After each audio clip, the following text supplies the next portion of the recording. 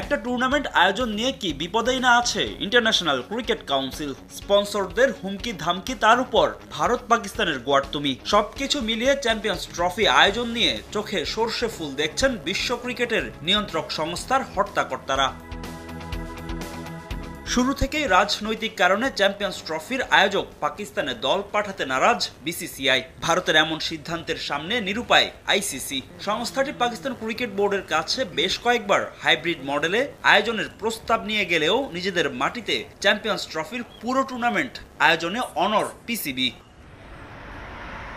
সেই সমস্যা সমাধানে ২৬ নভেম্বর পূর্ণ সদস্য দেশের বোর্ড কর্তাদের নিয়ে ভার্চুয়াল বৈঠকে বসার কথা ছিল আইসিসির, তবে তা আয়োজনেও ব্যর্থ বিশ্ব ক্রিকেটের নিয়ন্ত্রক সংস্থা। চ্যাম্পিয়ন্স ট্রফি আয়োজনের সমস্যা সমাধান করতে সেই অনলাইন বৈঠকটি আগামী ২৯ নভেম্বর আয়োজন করতে যাচ্ছে আইসিসি, যেখানে আয়োজনের ভেন্যু নির্ধারণে ভোট দিবেন সদস্য দেশগুলো। ভোটাভুটির পরেই নেওয়া হবে চূড়ান্ত সিদ্ধান্ত। আর এটিই হতে যাচ্ছে আইসিসির বর্তমান চেয়ারম্যান গ্রেগ বার্কলের অধীনে অনুষ্ঠিত হওয়া শেষ বৈঠক। আগামী ডিসেম্বর থেকে আইসিসির চেয়ারম্যানের দায়িত্ব নেবেন বিসিসিআই সচিব জয় শাহ। তাই চ্যাম্পিয়ন্স ট্রফি নিয়ে যে একটা ইতিবাচক সিদ্ধান্ত আসতে যাচ্ছে তা অনেকটাই নিশ্চিত। এদিকে বেশ কয়েকটি গণমাধ্যমের খবর, চ্যাম্পিয়ন্স ট্রফি ভারতীয়দের দেওয়া হাইব্রিড মডেলে আয়োজন করতে পিসিবিকে লোভনীয় প্রস্তাব দিয়েছে আইসিসি, যেখানে ভারতের সব ম্যাচ আয়োজন হবে সংযুক্ত আরব আমিরাতে। ম্যান ইন ব্লুরা ফাইনালে গেলেও ফাইনাল আয়োজিত হবে দুবাইতে, যার জন্য আইসিসি থেকে বড় ধরনের অর্থ পাবে পিসিবি।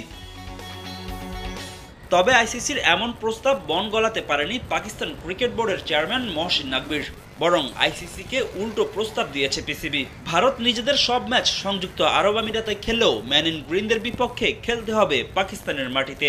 পাকিস্তানে ফাইনাল আয়োজনের শর্ত জুড়ে দেয় পিসিবি। চ্যাম্পিয়ন্স ট্রফির ভাগ্য কি পাকিস্তানে হবে নাকি ভারতের চাওয়া মতো অনুষ্ঠিত হবে হাইব্রিড মডেলে? এমন প্রশ্নের উত্তর খুঁজতে আগামী ২৯ নভেম্বর বোর্ড সভা ডেকেছে আইসিসি। ধোঁয়াশার মাঝে মঙ্গলবার ভার্চুয়াল সভায় একত্রিত হয়েছিল আইসিসি, যেখানে উপস্থিত ছিলেন বিভিন্ন বোর্ডের প্রতিনিধিরা, কিন্তু কোনো সিদ্ধান্ত নিতে পারেননি তারা।